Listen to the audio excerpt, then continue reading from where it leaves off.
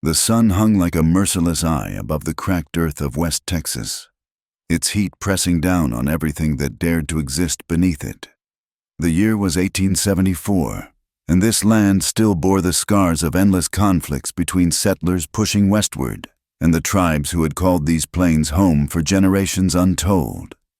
Sarah Ann Mitchell knelt in the dust, her calico dress torn and stained with dirt and fear. Her blonde hair, once carefully braided by her mother's gentle hands, now hung loose and tangled around her shoulders. The rope burns on her wrists told a story she wished she could forget. 3 days as a captive of men who traded in human misery, who saw young women as nothing more than goods to be sold to the highest bidder, but those men lay dead now, their blood already drunk by the thirsty earth. Standing over her was the man who had ended their wickedness with swift, terrible justice. He was Comanche, that much she could tell from the way he sat his painted horse and the beadwork on his leather vest. His face was weathered like the canyon walls, marked by sun and wind and sorrows she could not begin to imagine. Dark eyes studied her with neither kindness nor cruelty, but something harder to read, a wariness born of too many betrayals, too many losses. The warrior's name was Dakota, though Sarah did not know this yet. She knew only that he had appeared like a storm across the desert, his war cry splitting the morning air as he rode down upon her captors. She had watched through her tears as he dispatched them with the cold efficiency of a man who had long ago stopped feeling mercy for those who preyed upon the defenseless. Now, as the buzzards began their lazy circles overhead, drawn by the scent of death, Sarah found herself facing a choice that terrified her more than anything that had come before. She could beg this stranger to take her to the nearest settlement, where she would face the shame and whispers that followed women who had been taken. She could ask him to put a bullet in her head and end her suffering, or she could offer him something else entirely. "Please," she whispered, her voice cracking like the drought-stricken earth beneath her knees. "Please keep me." The words hung in the air between them, strange and desperate. Dakota's horse shifted restlessly, sensing the tension in its rider as he considered this white woman who knelt before him like a supplicant before an altar. "I can sew," Sarah continued, the words tumbling out faster now, driven by a desperation that surprised even her. "I can mend your clothes, your saddles. I can cook. I can tend wounds. I can—" She swallowed hard, her cheeks burning with shame and hope in equal measure. "I can give you sons, too." The silence that followed was broken only by the whisper of wind through the scrub grass and the distant cry of a hawk riding the thermals high above. Sarah kept her eyes fixed on the ground, unable to meet the gaze of the man who now held her fate in his calloused hands. She thought of the farm where she had grown up, 40 miles east of here. Her father's small spread had never been much to look at, a few acres of stubborn cotton, some chickens, a milk cow that had seen better days. But it had been home, and she had been happy there in her simple way, learning the skills that frontier women needed to survive. She could indeed sew a straight seam, could make $1's worth of beans feed a family for 3 days, could deliver a calf or set a broken bone when the need arose. Now that life was gone, burned away like morning mist before the rising sun, the raiders who had killed her parents and taken her had seen to that. She was alone in a world that had little use for women without protection, without family, without the shield of respectability that marriage provided. But she was also alive, and that counted for something in this harsh country where death came easy and often. She had learned, in her 22 years, that a woman could endure almost anything if she set her mind to it. She had watched her mother birth 6 children in that little cabin, had seen her bury 3 of them before their first birthdays, had watched her keep going anyway because that's what frontier women did. They endured. Dakota dismounted with the fluid grace of a man born to the saddle. His moccasins made no sound on the hard-packed earth as he approached her. Sarah could smell the leather of his clothes, the sage that clung to his long black hair, the scent of wood smoke that seemed to live in his skin. When he spoke, his voice was deep and measured, carrying an accent that marked him as one who had learned English as a second tongue. "You speak of sons as if they are trade goods." "No," Sarah said quickly, finally daring to raise her eyes to meet his. "I speak of them as hope, as a future that might still be possible, even after." She gestured vaguely at the carnage around them, at her torn dress, at the life that lay shattered behind her. There was something in those dark eyes that made her think he understood loss, that he had stood where she stood now, though perhaps for different reasons. The Comanche had been fighting a losing war against the tide of settlers for years now. Their hunting grounds grew smaller each season, their people scattered or confined to reservations that were little better than prisons. "My people do not trust White Eyes," Dakota said finally. "They have little reason to." "Then don't trust me," Sarah replied, surprising herself with the steadiness of her voice. "But let me prove myself worthy of the food I eat, the space I take up around your fire. Let me earn my place with these hands." She held up her work-worn palms, marked by years of honest labor. The warrior studied her for a long moment, and Sarah felt as if he were looking not just at her face, but into her very soul, weighing what he found there against some standard she could not guess at. Around them, the wind stirred the dust devils that danced across the empty land, and somewhere in the distance, a coyote called to its pack. Finally, Dakota nodded once, a sharp jerk of his chin that seemed to settle something in his mind. "You will come. But know this, if you bring trouble to my people, if you prove false in word or deed, I will leave you for the wolves myself." Sarah felt her knees go weak with relief, though she tried not to show it. "I understand." Do you?" His eyes were hard as flint. "You speak of giving sons, but do you know what that means among the Comanche? Do you understand the life you are asking for?" She didn't, not really, but she knew that uncertainty was better than the alternative, that a chance at survival was worth any risk. "I'm willing to learn." Dakota walked to where his horse waited, its sides heaving slightly from the hard ride that had brought them to this place. The animal was a beautiful creature, painted with symbols that Sarah supposed had meaning in the warrior's culture. Its eyes were intelligent and alert, and it seemed to regard her with the same cautious assessment as its master. "You will ride behind me," Dakota said, swinging up into his saddle with practiced ease. "Hold tight, and do not fall. I will not stop to retrieve you if you do." Sarah struggled to her feet, her legs stiff from kneeling in the dirt. Her whole body ached from the ordeal of the past few days, but she forced herself to move, to climb up behind this stranger who had become her unlikely savior. The horse's back was broad and warm beneath her, and she wrapped her arms around Dakota's waist, feeling the solid muscle beneath the leather of his shirt, as they rode away from that place of death and desperation. Sarah allowed herself one look back at the bodies of her captors, already beginning to bloat in the heat. She felt no sadness for them, only a grim satisfaction that justice had been served, however roughly. Then she turned her face toward whatever lay ahead, toward a future she could not imagine but was determined to embrace. The sun continued its relentless journey across the vast Texas sky, and Sarah Ann Mitchell rode toward a new life, carrying nothing but hope and the promise of her own two hands. The ride to Dakota's village stretched through the afternoon like a fever dream, the landscape shifting from scrubland to rolling hills dotted with mesquite and oak. Sarah clung to the warrior's back, feeling the steady rhythm of his breathing, the controlled strength in his movements as he guided his horse along paths invisible to her untrained eyes. She had thought she knew this country, having lived on its edges all her life.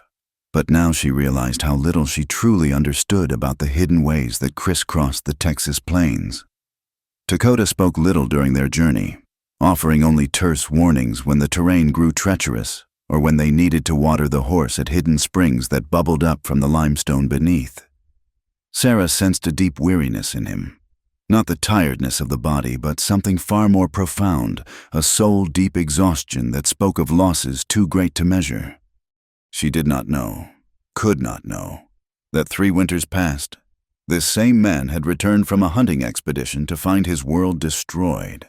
The blue-coated soldiers had come in the early morning hours, when the cook fires were just beginning to flicker to life and children still lay warm in their blankets.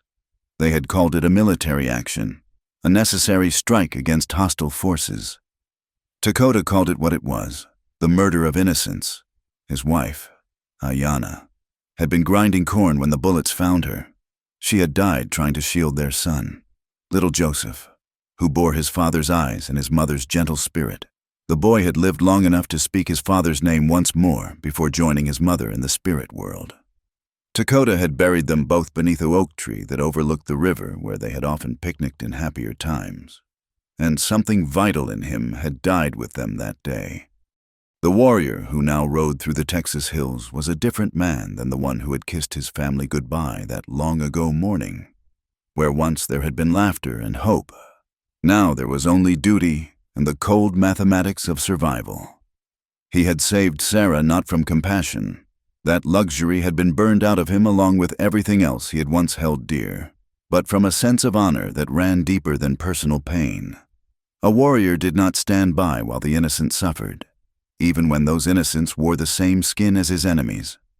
As the sun began its descent toward the western horizon, painting the sky in shades of copper and gold, they crested a rise and Sarah saw her destination for the first time.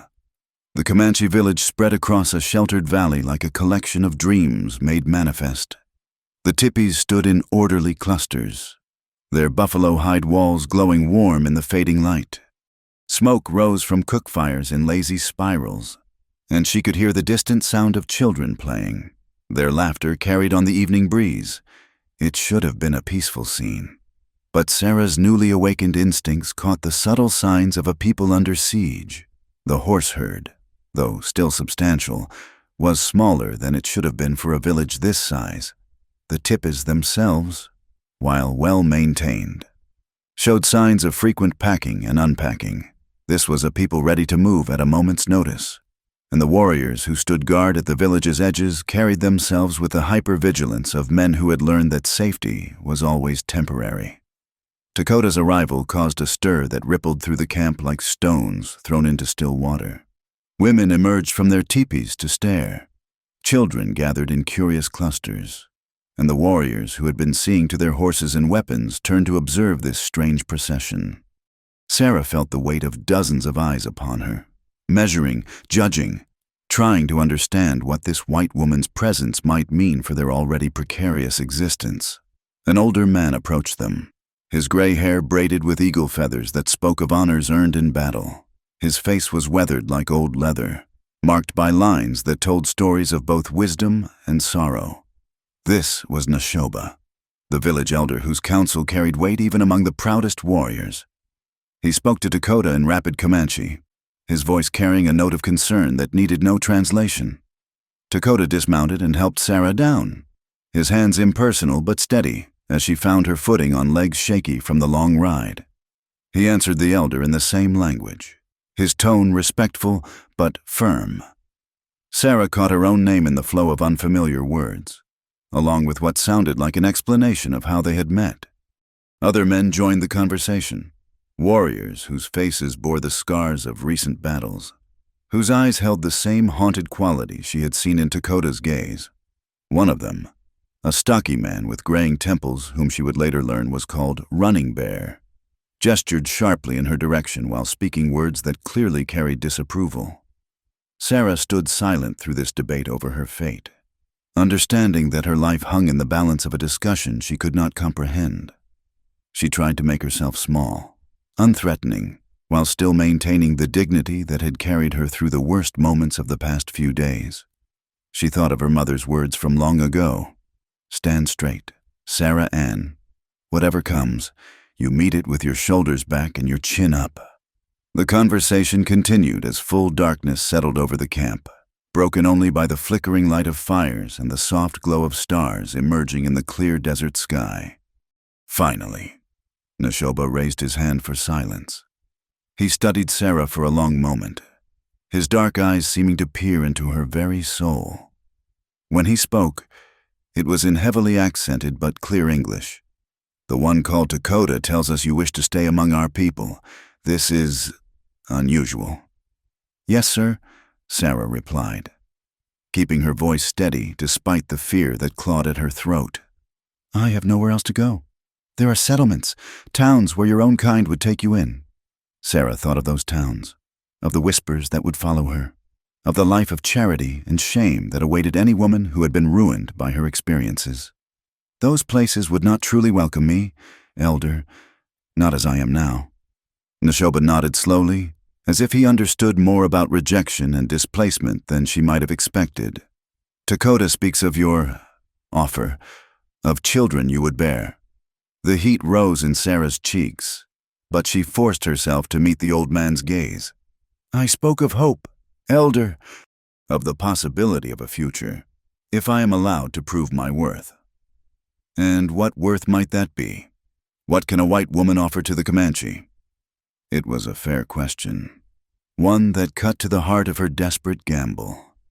Sarah thought of the skills her mother had taught her, of the knowledge passed down through generations of frontier women who had learned to thrive in harsh places. "I can work," she said simply.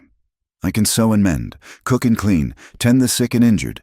I can help with the children, teach them letters if you wish it. I ask for nothing more than food and shelter and the chance to earn my place." Running Bear spoke again in Comanche, his tone sharp with skepticism. Neshoba listened, then translated. "He says you bring danger, that the blue coats will come looking for you, will use you as an excuse to attack us." Sarah felt her heart sink, but she forced herself to think clearly. "The men who took me are dead. No one knows where I am, or even if I still live. And if soldiers do come," she paused, weighing her next words carefully, "I know their ways. I might be able to help you understand their intentions." This sparked another round of discussion, more heated than before. Sarah caught the word for white man, tabahu, repeated several times, along with other terms she could not decipher. She waited, trying to project calm while her pulse hammered in her ears.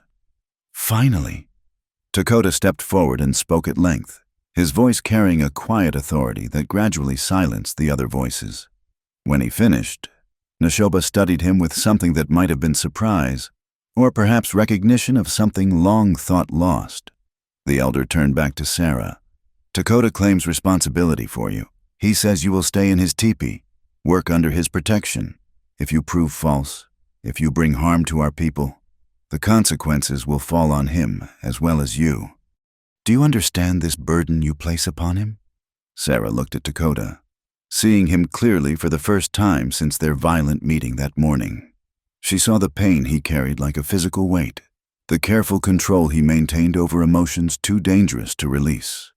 She saw, too, a man who had once been capable of great love and might be again, given time and reason to hope. "I understand," she said quietly, "and I will not betray his trust." Neshoba nodded once, sharp and final. "Then you will stay, for now. But know this, white woman, we are not a people who trust easily. You will be watched, judged by every word and deed, the first sign that you are more burden than help, and you will be sent away, regardless of Takota's wishes." "I understand," Sarah repeated, and this time she meant it with every fiber of her being. As the formal discussion ended and the crowd began to disperse, Takota touched her arm lightly, guiding her toward a teepee that stood somewhat apart from the others. It was well made but showed signs of long disuse, as if its owner had been living elsewhere for some time. "This was," he began, then stopped, his jaw working as if the words caused him physical pain. "This will be your home now, our home." Sarah nodded, understanding that she stood at the threshold of something far more complex than simple survival. She was entering a world shaped by loss and conflict, where trust was earned drop by drop and betrayal could mean death. But it was also a world where a broken woman might find purpose, where the careful tending of small kindnesses might grow into something larger and more precious than either of them dared to hope. As Takota lifted the entrance flap and gestured her inside, Sarah Ann Mitchell stepped across the threshold into her new life, carrying with her nothing but determination and the flickering ember of possibility that had sustained her through her darkest hours. The interior of Takota's teepee was larger than Sarah had expected, but also emptier. The buffalo hide walls were decorated with painted symbols she could not read, horses running beneath storm clouds, eagles soaring over mountains, and other images that seemed to tell stories of hunts and battles and journeys across vast distances. But there was a hollow quality to the space, as if it had been stripped of everything that made it truly a home. A cold fire pit sat in the center, surrounded by a few practical items, sleeping robes that looked seldom used, parfleche containers for storing dried meat and other provisions, weapons kept in careful repair but bearing the dust of disuse. What was missing spoke louder than what remained. No women's tools, no children's toys, none of the small decorative touches that turned a shelter into a sanctuary. "I have not lived here for some time," Dakota said quietly, as if reading her thoughts. "Since—" He did not finish the sentence, but Sarah understood. "Since his family died, since this place became too full of ghosts to bear," she nodded, setting down the small bundle of possessions the slave traders had allowed her to keep: a spare dress, a needle and thread, a wooden comb her mother had carved for her 13th birthday. It seemed pitifully little to start a new life with, but she had learned that possessions mattered less than the will to survive. "Where do you sleep now?" she asked, then immediately regretted the question when she saw the shadow that crossed his face. "Under the stars, or in the warrior's lodge when the weather turns bad." He paused, studying her with those dark eyes that seemed to see too much. "You will take the women's side of the teepee. I will sleep by the entrance, as is proper." Sarah felt heat rise in her cheeks as she realized the implications of their arrangement. She was not his wife, not even truly his woman. Despite the desperate words she had spoken that morning, she was something else entirely. A dependent, a responsibility he had taken on for reasons she did not fully understand. The first weeks of her new life passed in a blur of awkward adjustments and painful lessons. Sarah had grown up on a frontier farm, but Comanche life was unlike anything she had ever experienced. The rhythm of the days was different, governed not by the sunrise and sunset that had ruled her father's fields, but by the needs of horses and the movement of game and the careful balance between survival and tradition. She woke each morning before dawn, as was her habit, and set about learning the skills that might make her useful. The Comanche women viewed her efforts with a mixture of amusement and disdain, speaking to each other in rapid bursts of their own language while watching her struggle with tasks they had mastered as children. Ayana's sister, a sharp-faced woman named White Dove, seemed particularly skeptical of Sarah's presence. She was perhaps 30 years old, with intelligent eyes and quick hands that could turn buffalo hide into moccasins or fashion a cradleboard with equal skill. Her husband had died in the same raid that took Dakota's family, leaving her to raise 2 young children alone, and she had little patience for what she saw as Dakota's misguided charity. "She will bring soldiers," White Dove said one morning in English, clearly intending for Sarah to hear. "They will come looking for their lost flower, and we will all pay the price." Sarah kept her head down and continued her clumsy attempts to prepare pemmican, the concentrated mixture of dried meat, fat, and berries that sustained the Comanche during long travels. Her hands were cramping from the unfamiliar work, and she had already ruined one batch by adding too much salt. But she persisted with the stubborn determination that had carried her through darker moments. "Let them come," replied another voice. Soft Rain, an older woman whose gray hair spoke of wisdom earned through hardship. "This one has fire in her. I see it in the way she does not give up, even when the work defeats her." "Fire burns," White Dove countered. "Sometimes it warms, sometimes it destroys. Which will this be?" Sarah wanted to answer, to defend herself. But she had learned that silence served her better than words in these moments. The Comanche women would judge her by her actions, not her promises, and she was still far from proving herself worthy of their acceptance. The language barrier was perhaps her greatest challenge. Dakota spoke English well, having learned it during his youth when contact between the Comanche and white settlers had been more peaceful, but most of the others knew only a few words. Sarah threw herself into learning their tongue with the same desperate energy she applied to everything else. sitting by the evening fires and listening to the flow of conversation, picking out repeated words and trying to divine their meanings from context.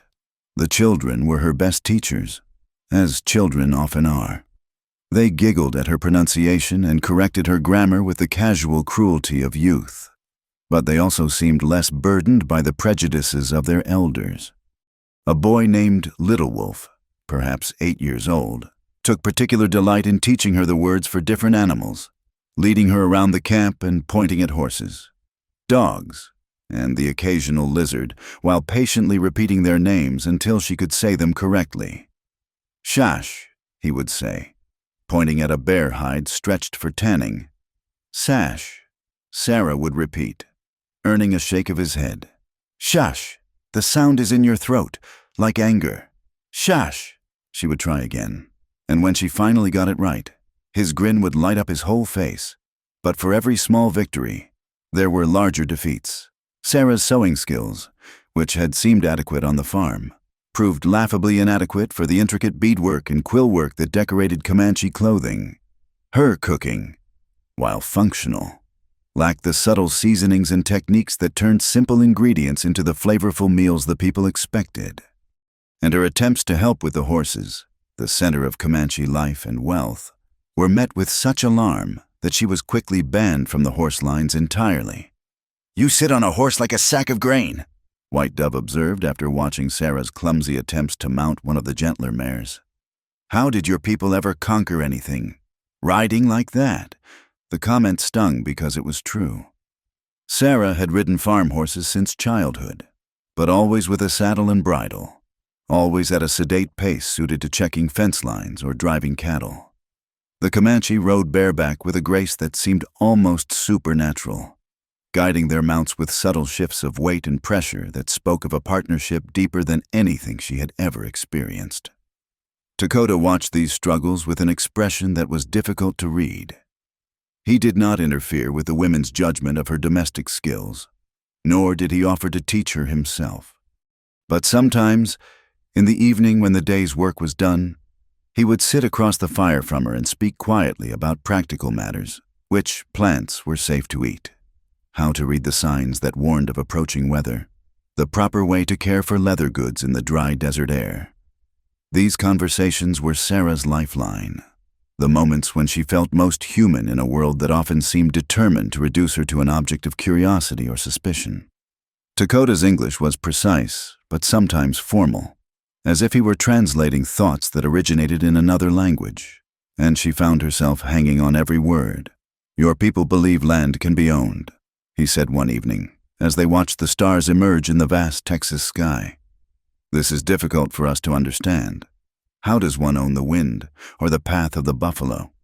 Sarah considered this, thinking of her father's farm with its carefully surveyed boundaries and legal deeds. "I suppose we see land as security, something that cannot be taken away." "But it can be," Dakota replied quietly. "It has been. My people once ranged from the Arkansas River to the Rio Grande. Now we hold to these hidden valleys and call ourselves fortunate to keep even this much." There was pain in his voice, but also something else, a deep love for this harsh country that transcended ownership or politics. Sarah began to understand that for the Comanche, the land was not property but family, not a resource to be exploited but a living thing to be honored and protected. As the days shortened and the first hints of winter began to touch the morning air, Sarah noticed changes in the camp's routine. The women spent more time preparing winter clothing, adding extra layers of fur to moccasins and creating warm robes from buffalo hides. The men ranged farther afield on hunting expeditions, bringing back deer and antelope to supplement their stores of dried meat. And everyone seemed more watchful, more aware of the world beyond their sheltered valley. The soldiers grow bolder as the season changes. Soft Rain explained one afternoon as they worked together to tan a deer hide. "They think we will be easier to find when the leaves fall, easier to track through the snow. They do not understand that winter is our ally, not our enemy." Sarah nodded, though she was not sure she fully grasped the implications. Her own experience with soldiers was limited to the occasional patrol that had passed through her father's farm, always polite but distant, representatives of a government that seemed more concerned with maps than people. But here, she was beginning to understand. Soldiers meant something entirely different. They were the armed fist of a nation that had decided the Comanche way of life was an obstacle to progress, a problem to be solved through force if necessary. The very fact of her presence in the camp was dangerous, not because she intended harm, but because her existence gave those who sought excuses for violence one more reason to justify their actions. This knowledge weighed on her as she went about her daily tasks, adding another layer of pressure to her already desperate situation. She was not just fighting for acceptance among the Comanche women. She was fighting for the right to exist in a world that seemed determined to eliminate spaces where white and native people could coexist peacefully. The realization came to her gradually. Like dawn breaking over the eastern hills, she was no longer simply Sarah Ann Mitchell, displaced farm girl trying to survive in a hostile world. She was becoming something new, something that did not fit neatly into the categories that governed the Texas frontier. She was learning to see through different eyes, to understand that the stories she had grown up with, tales of savage Indians and brave pioneers, were only part of a much larger and more complicated truth. And in quiet moments, when she caught Dakota watching her with an expression she could not quite decipher, she began to wonder if he was undergoing a similar transformation, if the act of taking responsibility for her safety was changing him in ways neither of them had anticipated. The winter winds were coming, and with them, challenges that would test not just her ability to survive among the Comanche, but her capacity to become someone entirely new, someone who could bridge two worlds that seemed destined for conflict, or die trying. The first breakthrough came on a morning when frost painted the grass silver and Dakota returned from a hunting expedition with a deep gash across his forearm. He had tried to treat it himself, as was his way. But infection had begun to set in, turning the edges of the wound angry and red. Sarah saw him favoring the arm as he tended to his horse, watched him wince when he thought no one was looking. Without asking permission, she gathered the herbs she'd been learning to identify: yarrow for bleeding, echinacea for infection, willow bark for pain, and prepared a poultice using techniques her mother had taught her alongside the new methods Soft Rain had grudgingly shared. "Your arm," she said quietly when Dakota entered their teepee that evening, carrying himself with the careful stiffness of a man trying to hide his discomfort. "It is nothing," he replied, the automatic response of a warrior who had learned long ago that showing weakness could be fatal. "Please," Sarah said, and something in her voice made him pause. "Let me help." He studied her for a long moment, and she could see the internal struggle playing out behind his eyes, pride warring with practicality, the habit of self-reliance fighting against the growing infection that threatened to cost him the use of his arm, or worse. Finally, he sat by the fire and rolled up his sleeve, revealing the wound in all its inflamed glory. Sarah had seen worse injuries on the farm. Her father had been careless with tools, and frontier life was unforgiving of small mistakes. But this was the first time she had been allowed to put her healing skills to use since arriving in the village. Her hands were steady as she cleaned the wound with warm water and wild honey, then applied the poultice with strips of clean cloth torn from her spare dress. Dakota endured her ministrations in silence, but she could feel the tension gradually leaving his shoulders as the willow bark began to ease his pain. "Where did you learn this?" he asked finally. "My mother," Sarah replied, carefully binding the wound. "She said a frontier woman must be doctor, seamstress, and farmer all at once, because help might be days away when trouble comes." She was wise. "She was." Sarah tied off the bandage with hands that only trembled slightly. "She would have liked you. I think she always said you could judge a man's character by how he treated his horses and his responsibilities to others." Something shifted in Dakota's expression at these words, a crack in the careful walls he had built around his emotions. "You speak of her in the past. She is gone." "The same men who took me," Sarah said simply. "She died defending our home." They sat in comfortable silence after that, the fire crackling between them while the night sounds of the camp settled around their teepee. Sarah had shared more about her past in those few sentences than in all the weeks since her arrival, and she could sense that Dakota understood the weight of what she had revealed. Over the following days, as his arm healed under her careful tending, a subtle change began to occur in their relationship. Dakota started asking her opinion on small matters, which herbs to gather for winter storage, how to repair a torn saddle blanket, whether a young horse was ready for training. Sarah's answers often proved valuable, drawing on skills and knowledge that translated surprisingly well to Comanche life. The breakthrough with the village women came when little Mary, White Dove's youngest daughter, fell ill with a fever that left her delirious and burning to the touch. Sarah had been working nearby when she heard White Dove's cries of distress, the kind of raw maternal anguish that transcended all barriers of language and culture. Without thinking, Sarah ran to help. She found White Dove holding the child, whose small body shook with chills despite the fever that made her skin feel like heated stone.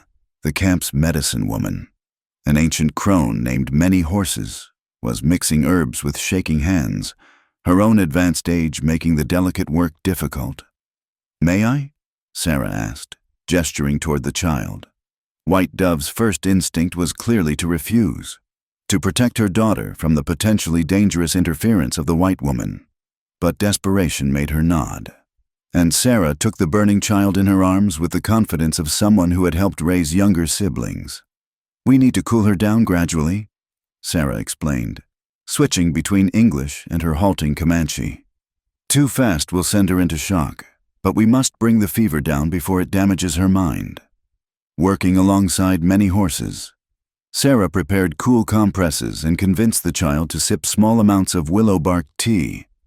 She had White Dove help her strip the little girl down to just her shift, then began the patient work of bathing her with cool water, singing soft lullabies in English that seemed to soothe the delirious child, even though she could not understand the words. The vigil lasted through the night and into the next day. Sarah dozed sitting up, the child cradled against her chest, waking every hour to check the fever and administer more medicine. White Dove stayed beside them, her usually sharp tongue stilled by worry and perhaps by grudging admiration for the care Sarah was providing. When little Mary's fever finally broke on the second morning, her eyes clear and bright as she asked for water in a voice barely above a whisper, White Dove burst into tears of relief. She spoke rapidly in Comanche to Many Horses, gesturing toward Sarah with what looked suspiciously like gratitude. "She says you have good medicine hands," Many Horses translated, her ancient voice creaky with fatigue. "She says perhaps the spirit sent you to us for a reason." From that day forward, Sarah's position in the village began to shift in subtle but important ways. The women still watched her, still tested her skills and commitment, but the edge of suspicion had been replaced by something closer to cautious acceptance. They began to include her in their conversations, teaching her more complex phrases and customs, allowing her to participate in the preparation of winter supplies. Dakota noticed the change, and Sarah could see something that might have been approval in his dark eyes when he watched her working alongside the other women. More importantly, he began to seek out her company in the evenings, not just for practical discussions, but for something approaching genuine conversation. "Tell me about your dreams," he said one night as they sat by their fire, the October wind howling around the teepee walls. The question caught Sarah off guard. "My dreams? When you were a child, what did you imagine your life would become?" Sarah stared into the flames, thinking of the girl she had been such a short time ago. Simple things, I suppose. A husband who was kind to me, children to raise, a garden that produced enough to see us through the winter, maybe a real floor in the house instead of packed earth, if we were fortunate. And now I try not to dream too far ahead, she admitted. I have learned that life can change in a heartbeat, that the future is never as certain as we like to believe. Dakota nodded slowly. This is wisdom, but without dreams, what reason do we have to continue fighting? It was the most personal question he had ever asked her. and Sarah sensed that her answer mattered in ways she could not fully understand. "I suppose I dream of belonging somewhere, of finding a place where I can be useful, where my presence brings more good than harm." "And do you think you might find such a place here?" The question hung between them like a bridge she was afraid to cross. To answer honestly meant acknowledging feelings she had been trying to suppress, admitting to hopes that seemed both impossible and inevitable. "I'm beginning to think I might," she said carefully, "if I am allowed to stay long enough to truly prove myself." Something in Dakota's expression softened at her words, and for a moment the careful distance he maintained seemed to waver. "You have already proven more than you know." Their eyes met across the fire, and Sarah felt her breath catch at what she saw there. It was not love, not yet, but it was recognition. Acknowledgement that she had become something more than a burden or a responsibility. She was becoming a partner, someone whose presence enriched rather than complicated his existence. The moment was broken by the arrival of Running Bear, who lifted the tippy flap without ceremony and spoke urgently to Dakota in rapid Comanche. Sarah caught enough words to understand that scouts had spotted something troubling, that the peaceful rhythm of their days might be about to change. As Dakota rose to follow the other warrior, he paused at the entrance and looked back at Sarah. "Stay close to camp tomorrow," he said quietly. "Keep the children near the teepees. There may be difficulties." After he left, Sarah sat alone by the dying fire and thought about dreams deferred and possibilities discovered. She had come to this place as a refugee, desperate and broken, offering nothing but her ability to work and bear children in exchange for the privilege of staying alive. But somewhere in the careful tending of wounds and the patient teaching of language, in the sharing of evening fires and the gradual building of trust, something more precious had begun to grow. She thought of her mother's hands, steady and sure as they guided a needle through fabric or soothed a child's fevered brow. Those same hands lived on in Sarah now, transformed by new knowledge and adapted to new purposes, but carrying forward the same essential gift, the ability to heal, to nurture, to make broken things whole again. Tomorrow would bring whatever troubles the scouts had seen, but tonight Sarah allowed herself the luxury of imagining a future that extended beyond mere survival. She thought of seasons turning, of skills mastered and language learned, of the gradual transformation from outsider to member of the community, and in the deepest chambers of her heart, she thought of the man who had saved her life and was perhaps, without either of them quite realizing it, teaching her how to live again. The wind continued to howl around the teepee, carrying with it the sense of approaching winter and the promise of changes yet to come. But inside their small shelter, warmed by embers and possibility, Sarah Ann Mitchell fell asleep dreaming of spring. The trouble came at dawn 3 days later, heralded by the thunder of hoofbeats and the sharp cry of the sentinel posted on the ridge above camp. Sarah woke to the sound of urgent voices and the controlled chaos of a people who had learned to respond quickly to danger. Through the tippy walls, she could hear children crying, dogs barking, and the steady commands of warriors organizing a defense. Dakota was already moving, strapping on his weapons with the fluid efficiency of long practice.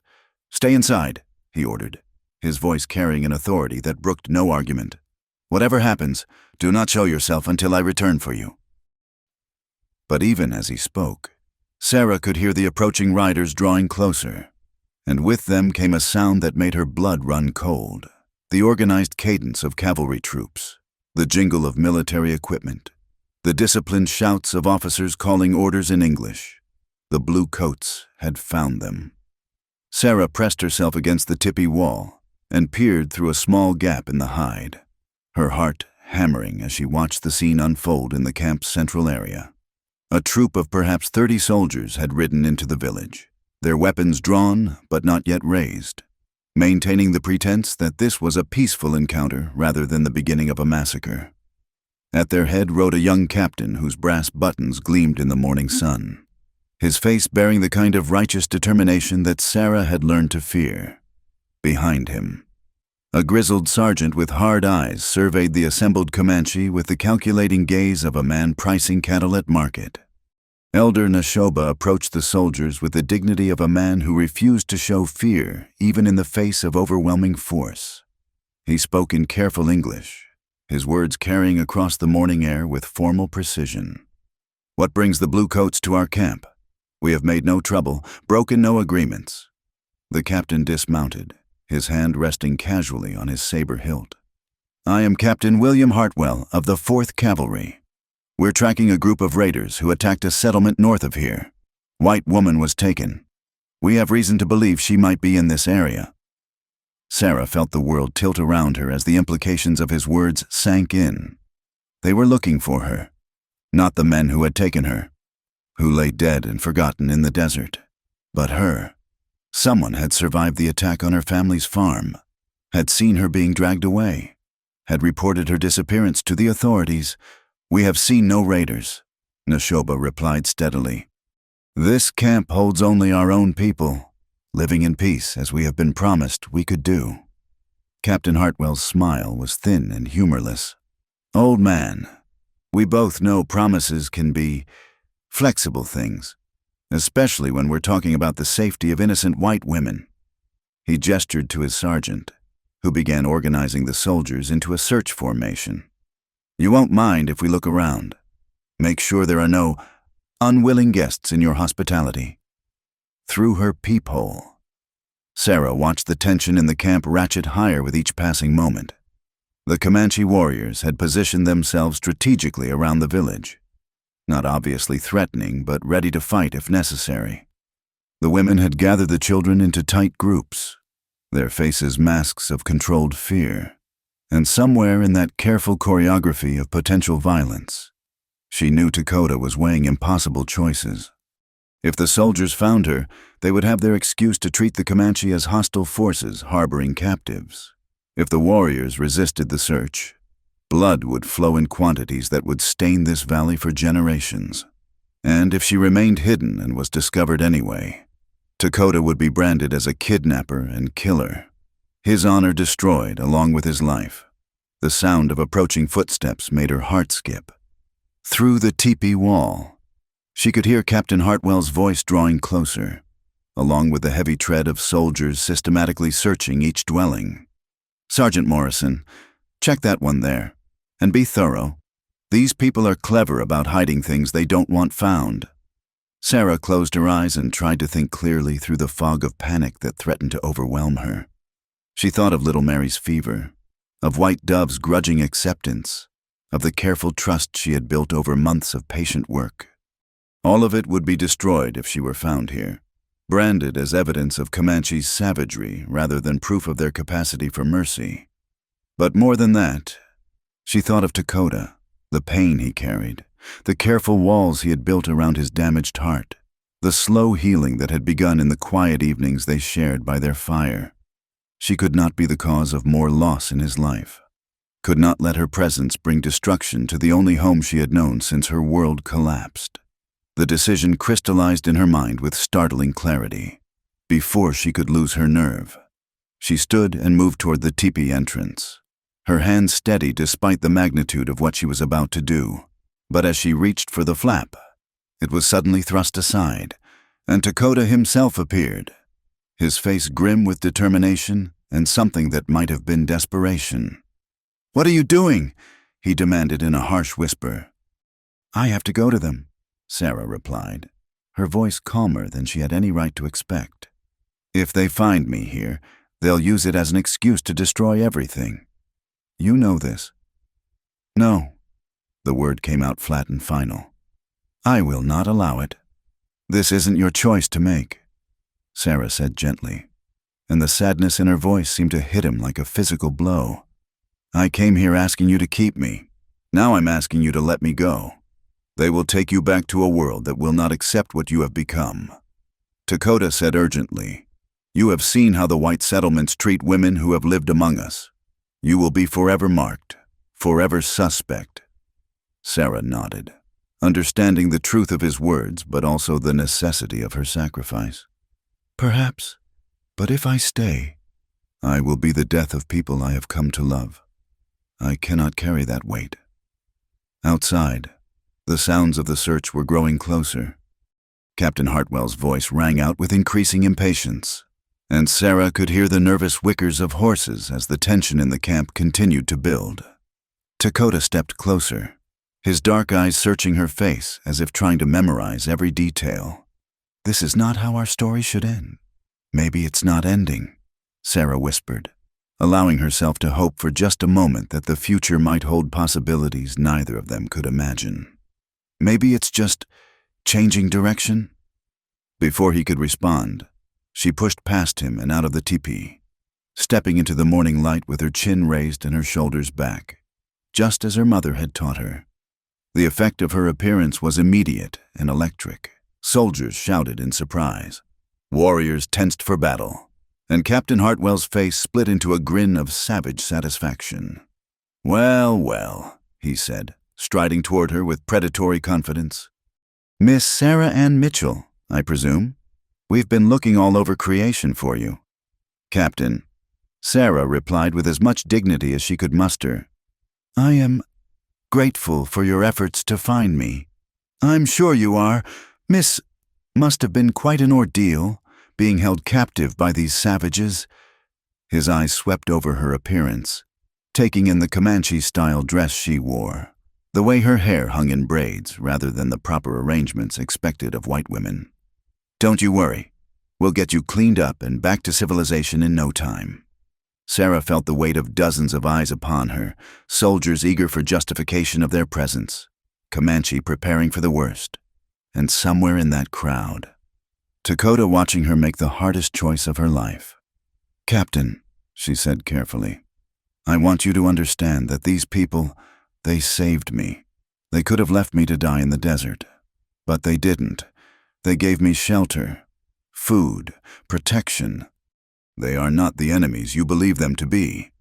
Captain Hartwell's expression darkened at her words.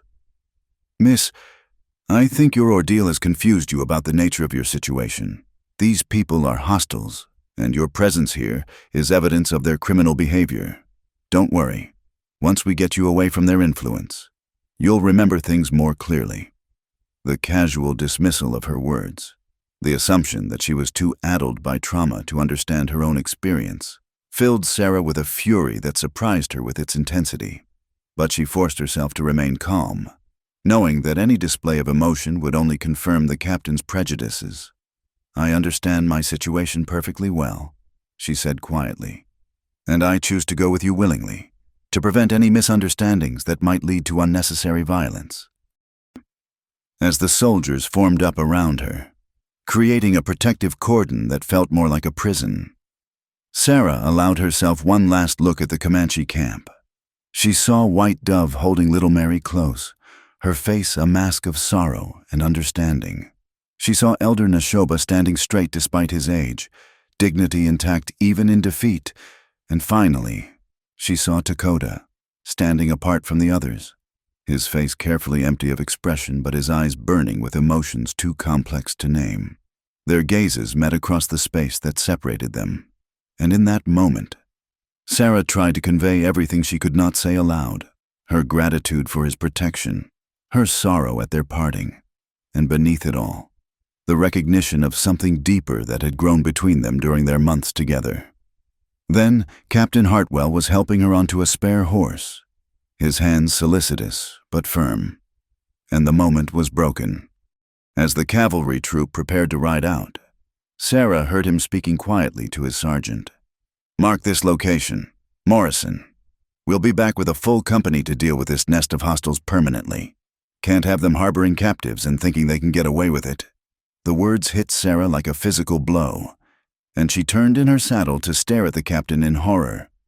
"But I told you, they helped me. They're innocent of any wrongdoing." "Miss Mitchell," Captain Hartwell said with patronizing patience, "you've been through a terrible trauma. It's not uncommon for captives to develop confused feelings about their captors. Don't worry. We'll make sure these savages never threaten anyone again." As they rode away from the valley, Sarah felt her carefully constructed composure begin to crumble. She had sacrificed her newfound happiness to save the Comanche camp, but her sacrifice had been for nothing. Her presence had doomed them anyway, and now she was being carried back to a world that would never accept what she had become, leaving behind the only place where she had ever truly belonged. The last thing she saw as they crested the ridge was smoke beginning to rise from the cook fires in the camp below, where people she had come to love were starting their day, unaware that death was already riding back toward them with official sanction and righteous fury. The trap was closing, and Sarah Ann Mitchell was helpless to prevent the tragedy that her very existence had set in motion. The attack came at dusk 3 days later, just as Sarah had feared it would. She had spent those 3 days in the small frontier town of Cedar Ridge, enduring the uncomfortable charity of the local preacher's wife and the suspicious stares of townspeople who whispered behind their hands about what might have happened to her during her time with the Savages. Mrs. Eleanor Whitman, the preacher's wife, had fitted her with proper clothing and lectured her about the importance of putting her ordeal behind her, as if months of life-changing experience could be discarded like a worn-out dress. But Sarah could think of nothing except the promise she had heard in Captain Hartwell's voice, the certainty that he would return to the valley with enough men to finish what his prejudice had started. She had tried to warn him, had begged him to understand that the Comanche had committed no crime, but her words fell on ears deafened by years of military doctrine and racial hatred. On the third evening, as she sat by the window of the boarding house room where she had been installed, Sarah saw the dust clouds on the horizon. A full company of cavalry was riding hard toward the sunset, their equipment glinting in the fading light like instruments of judgment. At their head rode Captain Hartwell, his face set with the grim satisfaction of a man about to deliver what he believed to be righteous justice. Sarah did not hesitate. She had learned to ride bareback during her time with the Comanche, had developed an understanding of horses that went beyond the mechanical relationship she had known on her father's farm. The livery stable at the edge of town held several mounts, and the young boy who tended them was easily distracted by the silver dollar she pressed into his palm. "Just need to ride out a ways to clear my head," she told him, her voice steady despite the hammering of her heart. "The memories. You understand. Sometimes the open air helps." The boy nodded sympathetically and helped her saddle a sturdy mare, never suspecting that the properly dressed white woman intended to race through the darkness to warn the very people he had been taught to fear. Sarah rode harder than she had ever ridden in her life, pushing the mare through the gathering darkness with a desperation that bordered on madness. The familiar landmarks of the journey to the valley passed in a blur: the twisted oak that marked the halfway point, the creek crossing where she and Dakota had once stopped to water their horses, the rocky outcropping that served as a lookout point for Comanche scouts. But as she approached the valley, she realized with growing horror that she was too late. The sound of gunfire echoed off the canyon walls like thunder, punctuated by war cries and the screams of horses. Orange light flickered against the night sky, and the acrid smell of burning hide and wood filled her nostrils. The attack was already underway. Sarah urged her exhausted horse up the final ridge, her heart breaking with each rifle shot that rang out below. When she crested the rise, the sight that greeted her was worse than her darkest imaginings. The peaceful village where she had found acceptance and purpose was engulfed in chaos and flame. Captain Hartwell had deployed his men in a classic cavalry charge, surrounding the camp and driving the Comanche toward the center where they could be more easily targeted. The teepees that had sheltered families for generations were blazing like torches, and bodies lay scattered across the ground. Warriors who had died defending their homes, women who had fallen while trying to protect their children, and children who would never grow old enough to carry forward their people's traditions. But the Comanche were not passive victims. They fought with the desperate courage of people defending everything they held sacred, using their intimate knowledge of the terrain to strike back at their attackers.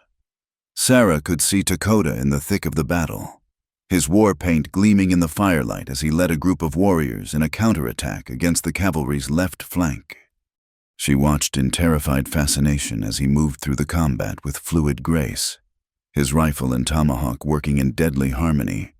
This was not the quiet, contemplative man who had shared evening fires with her, but a warrior in his element, dangerous as a mountain lion and twice as deadly. A soldier's rifle cracked, and Dakota stumbled. dark blood spreading across his chest. Sarah's scream was lost in the cacophony of battle, but somehow, across the smoke and chaos, his eyes found hers on the ridge above. For a moment that lasted an eternity. Their gazes locked, and she saw in his face not accusation but understanding. He knew she had tried to warn them, knew she had come back despite the danger to herself. Then another shot rang out, and Dakota went down hard, his body crumpling against the earth that had been his home since birth. Sarah did not remember dismounting or running down the slope toward the battle. She only knew that suddenly she was in the middle of the hell that had once been a peaceful village, dodging bullets and burning debris as she fought her way toward the place where Dakota had fallen. She found him behind an overturned supply wagon, his breathing shallow and labored, blood soaking the ground beneath him. The bullet had taken him high in the chest, and she could see from the frothy pink foam on his lips that his lung had been punctured.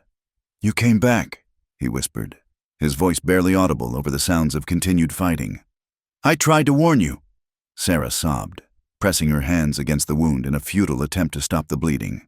"I tried to get here in time, but you did warn us," Dakota interrupted, his hand finding hers with surprising strength. "Old Eagle Eyes saw the dust clouds hours ago. We sent the children and many of the women away.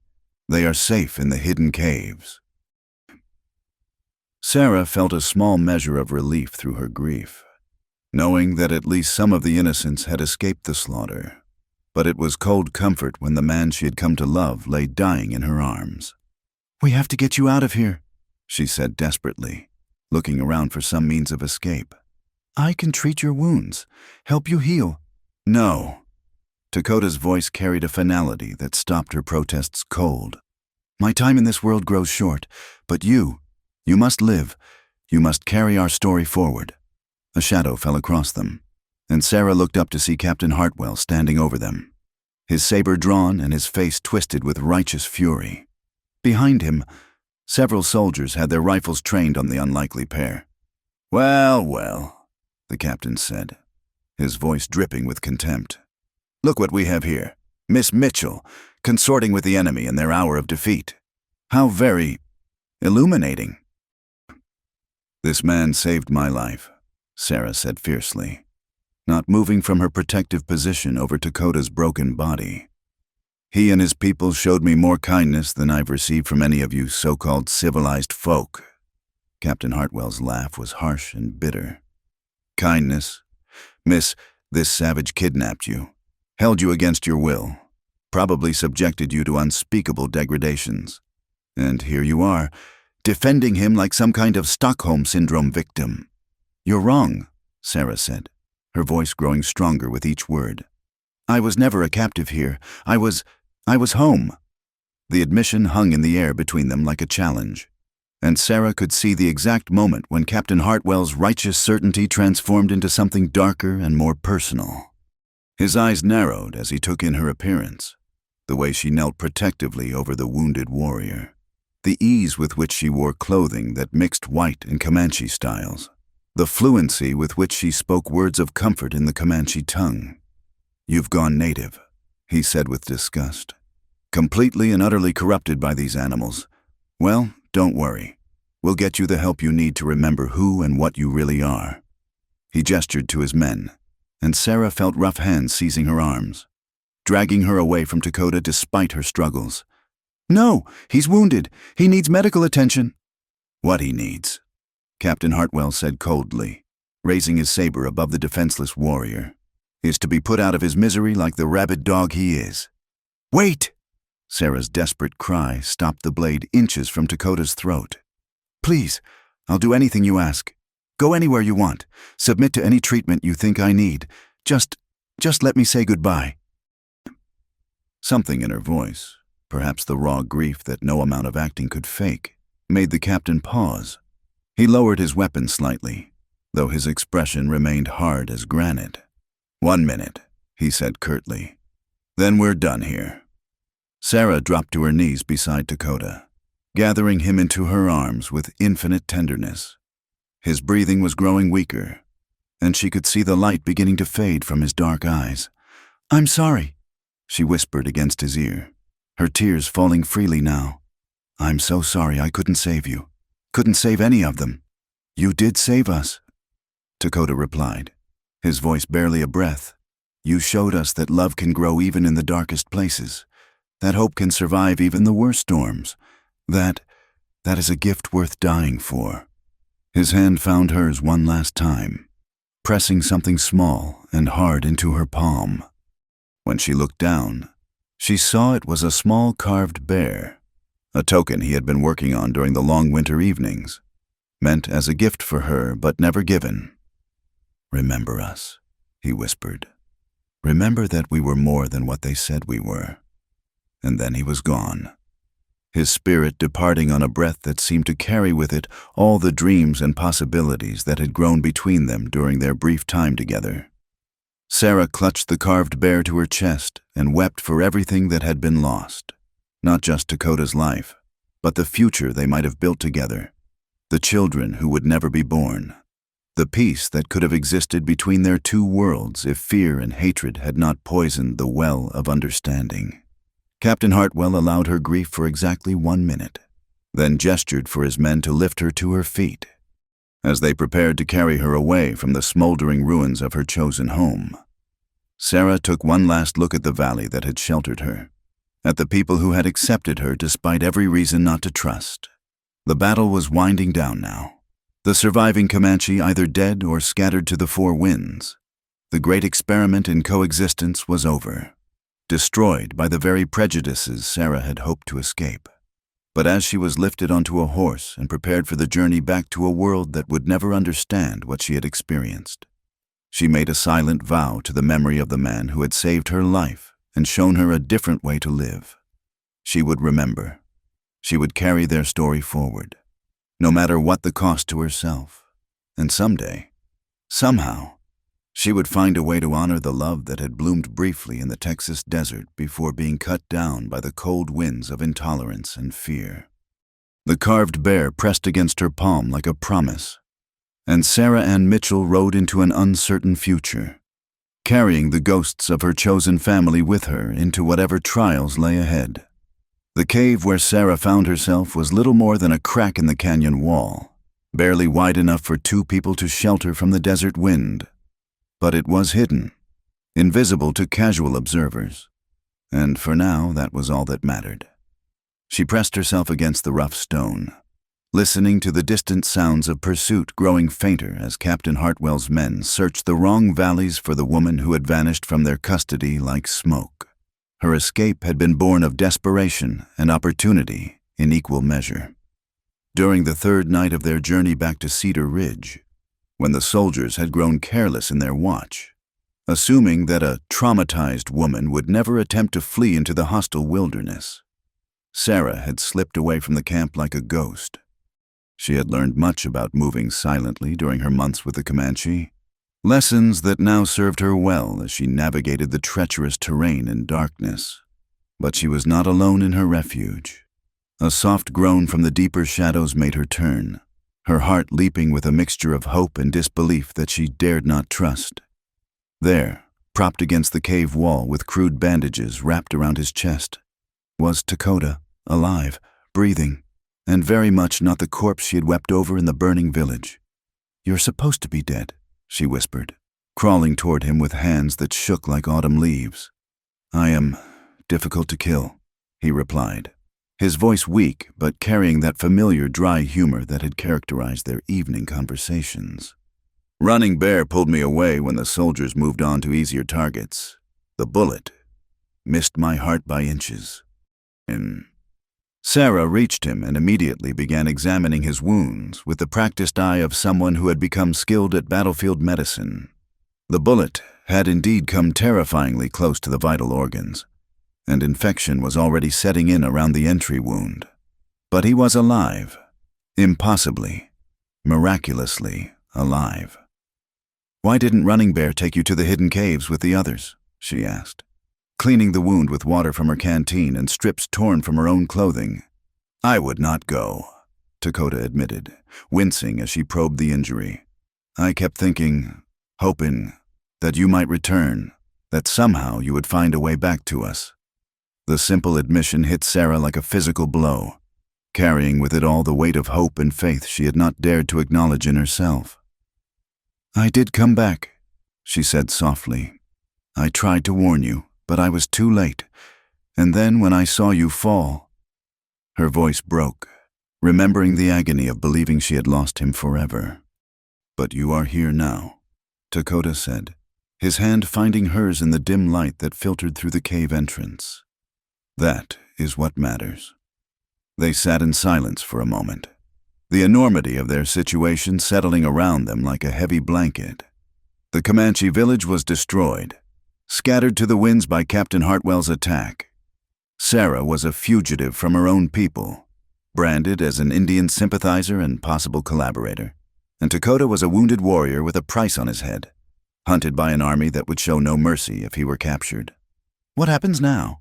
Sarah asked, though she was not sure she wanted to hear the answer. "Now we survive." Dakota replied simply, "We heal, we plan, and we find a way to build something from the ashes of what was destroyed." The others, White Dove, Little Mary, Elder Nashoba, are they safe? Most escaped to the sacred caves in the northern canyon. Running Bear went to guide them farther north, to join with other bands who still hold free territory. They will survive, adapt, continue. It is what our people have always done. Sarah nodded, finding comfort in the knowledge that the attack had not been the complete genocide Captain Hartwell had intended. But the larger tragedy remained, another step in the inexorable push to confine or eliminate the Comanche way of life, another victory for those who saw no possibility of coexistence between the races. "I want to go with them," she said suddenly, surprising herself with the certainty in her voice. "To the northern territories, I want to help rebuild what was lost." Dakota studied her face in the dim light, searching for something she hoped he would find. "That life will be harder than anything you experienced in our village.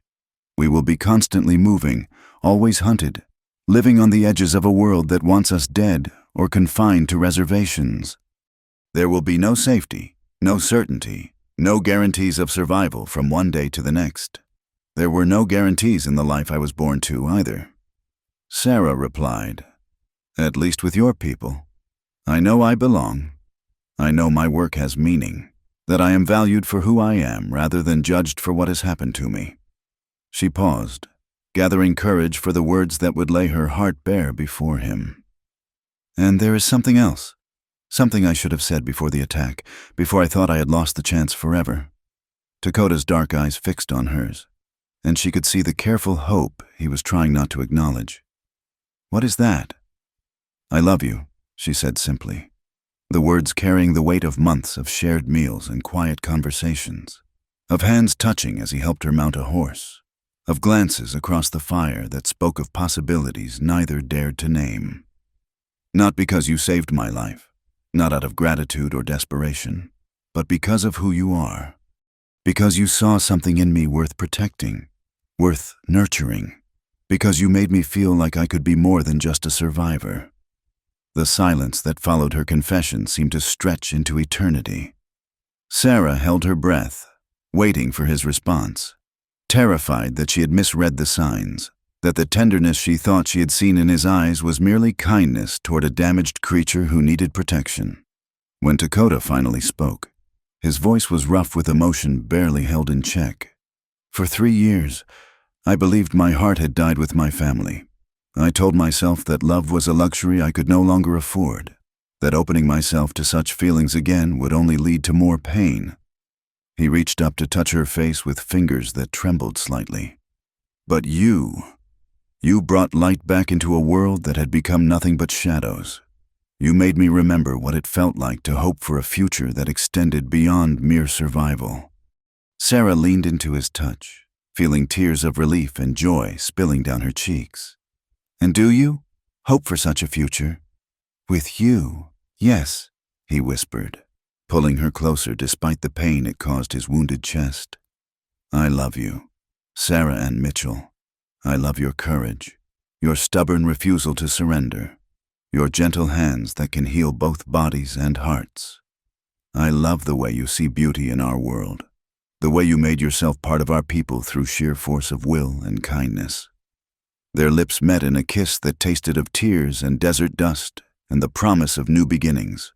It was not the passionate embrace of young lovers, but something deeper, the coming together of two souls who had found in each other the strength to face an uncertain future.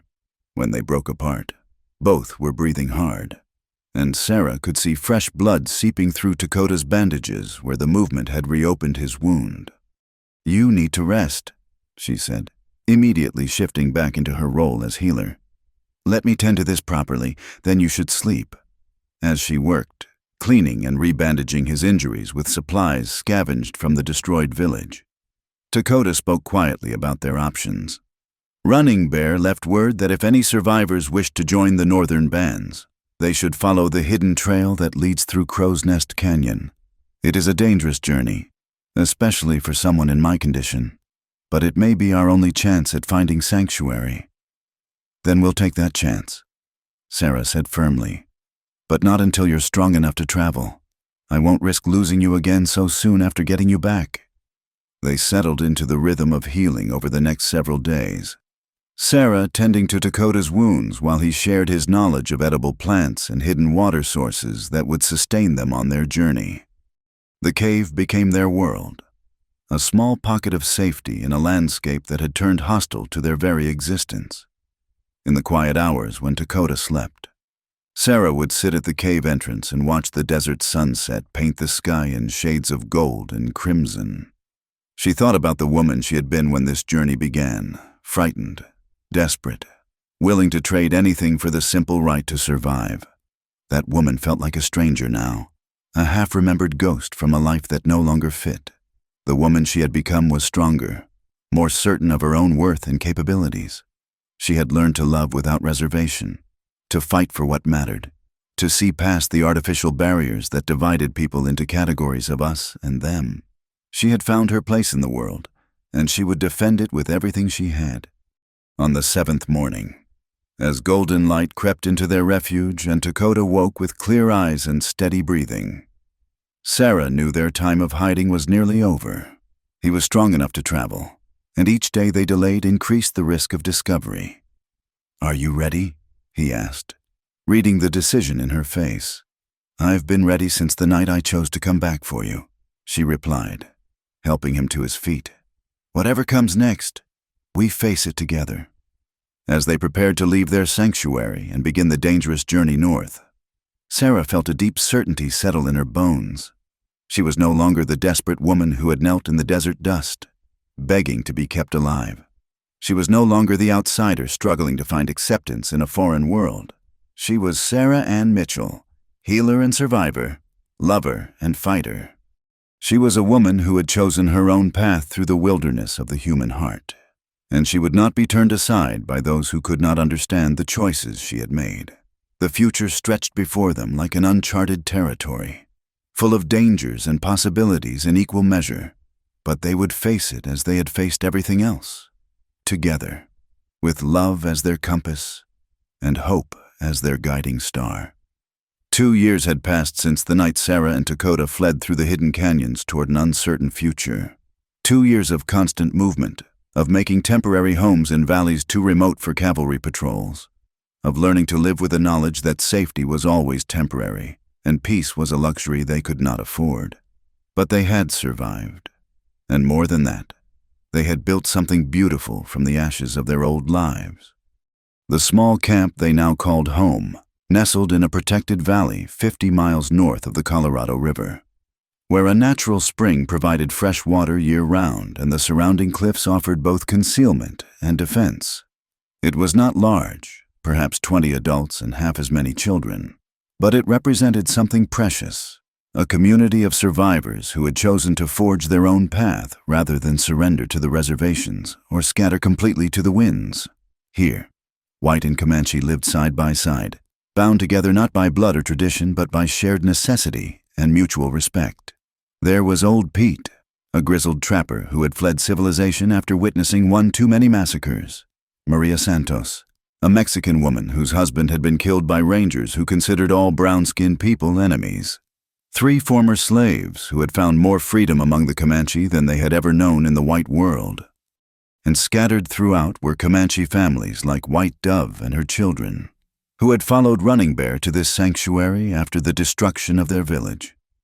Sarah stood at the edge of their garden plot, watching the early morning sun paint the canyon walls in shades of rose and gold. Her hands rested on the gentle swell of her belly, where new life grew beneath her heart. A child who would know no single world but would be born into this strange, hopeful experiment in human understanding. "The corn is coming along well," Dakota said, approaching from behind with the quiet step she had learned to recognize even in sleep. His chest bore the permanent scar of Captain Hartwell's bullet, but he had recovered fully, his strength perhaps even greater than before. "Maria says we should have a good harvest if the rains continue," Sarah replied, leaning back against his chest as his arms encircled her. "Enough to trade with the Navajo bands for winter supplies." It had taken time to establish these relationships, finding other groups willing to trade with their mixed community, proving that they were not a threat to be eliminated but potential allies in the struggle to maintain independence. But gradually, word had spread through the hidden networks that connected all the scattered peoples of the frontier. There was a place where the old divisions mattered less than the simple human needs for shelter, sustenance, and security. "Little Mary has been asking when the baby will come," Dakota said, his hand joining hers on her abdomen. "I think she is hoping for a sister she can teach to braid hair and weave baskets." Sarah smiled at the thought of the child who had once been burning with fever in her arms. Now, a bright 10-year-old who served as an unofficial ambassador between the different groups in their community. Mary spoke English, Spanish, and Comanche with equal fluency, and had appointed herself the teacher of anyone who wanted to learn. "And what do you hope for?" Sarah asked, turning in his arms to face the man who had become her anchor in this uncertain world. "Health," Dakota replied without hesitation. "A child who grows strong and learns to see with eyes unclouded by the hatreds that have poisoned so many others. Whether boy or girl matters little. Either can learn to heal, to build, to choose love over fear." It was a conversation they had often, these discussions of the future they were creating not just for themselves, but for the next generation. Their child would grow up in a world unlike anything either of them had known. A place where survival depended not on the accident of skin color or the traditions of one's birth, but on character, skill, and the willingness to work for the common good. The sound of approaching hoofbeats interrupted their quiet moment, and both turned toward the canyon entrance where a lone rider was making his way down the treacherous path that served as their only connection to the outside world. Sarah felt Dakota tense beside her, his hand moving instinctively toward the rifle he still carried despite their peaceful surroundings. But as the rider drew closer, she recognized the familiar figure of Joshua Freeman, one of their occasional traders who brought news from the settlements along with much-needed supplies.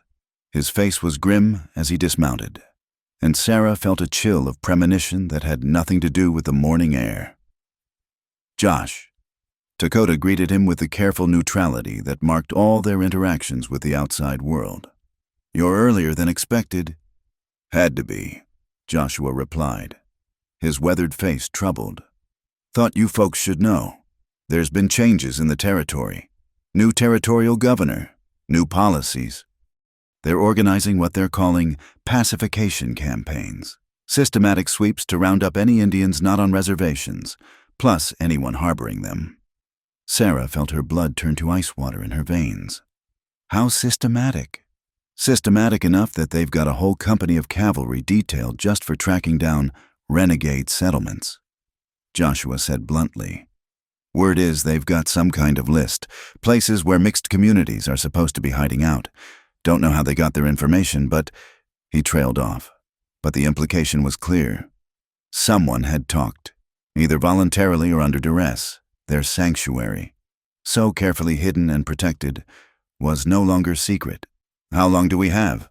Dakota asked, his voice steady despite the magnitude of what they were facing. "Hard to say. Could be weeks, could be days, but I'd start making preparations if I were you. These new boys, they're not like the old cavalry. They're true believers, convinced they're on a holy mission to bring civilization to the wilderness. They won't be interested in negotiations or mercy.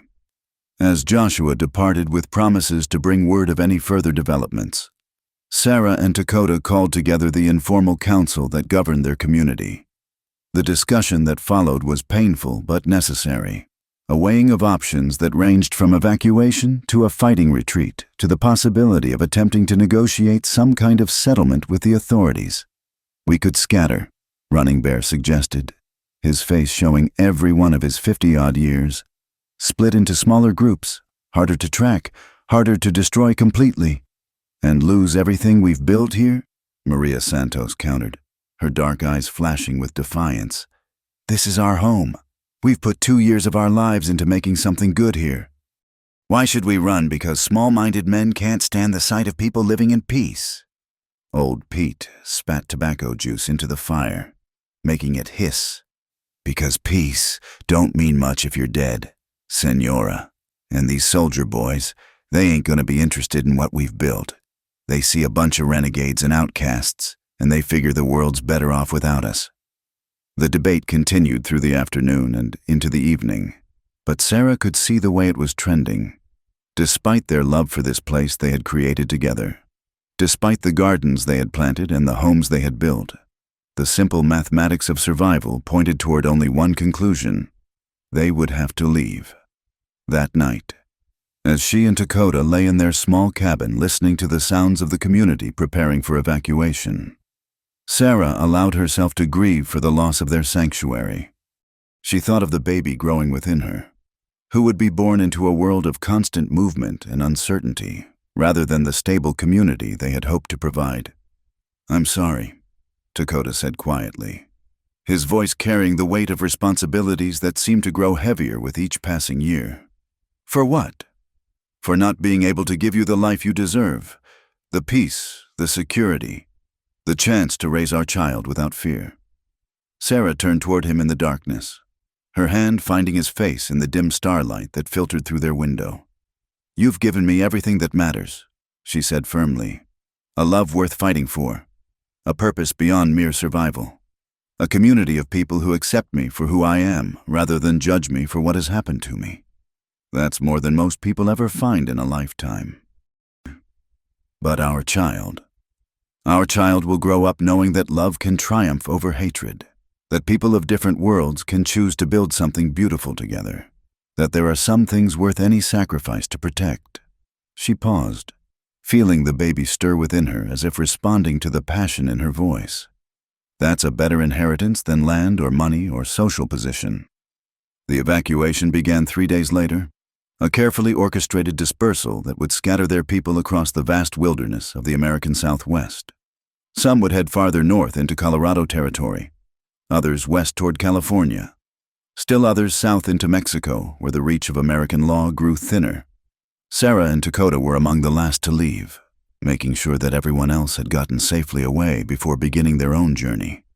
They had decided to head northwest, toward the mountains where winter would provide additional protection from pursuit, carrying with them only what they could pack on 2 horses and their own backs. As they rode away from the valley that had been their home, Sarah did not look back. The future was uncertain, dangerous, full of challenges that would test every skill they had learned and every bond they had forged. But they were together, and they carried with them the seeds of something larger than themselves, the possibility that love and understanding could create new forms of community even in the most hostile circumstances. Their child kicked strongly within her womb, as if eager to begin the journey toward whatever strange new world awaited them beyond the horizon. Sarah smiled and pressed her hand to her belly, whispering words that carried the weight of promise and prophecy. "Please keep me," she murmured, echoing the desperate plea that had begun this unlikely love story. "But now I am keeping you too, keeping you safe, keeping you loved, keeping you ready for whatever comes next." The morning sun climbed higher in the endless Texas sky as they rode toward their uncertain future. 2 souls bound together by choice rather than circumstance, carrying hope like a flame that no amount of darkness could extinguish. Behind them lay the ashes of what had been, Ahead stretched the vast canvas of what might yet be built by those brave enough to dream of a different kind of world. And in the space between memory and possibility, Sarah Ann Mitchell and the Comanche warrior who had saved her life continued their journey together, writing their own ending to a story that had begun with desperation and bloomed into something approaching grace.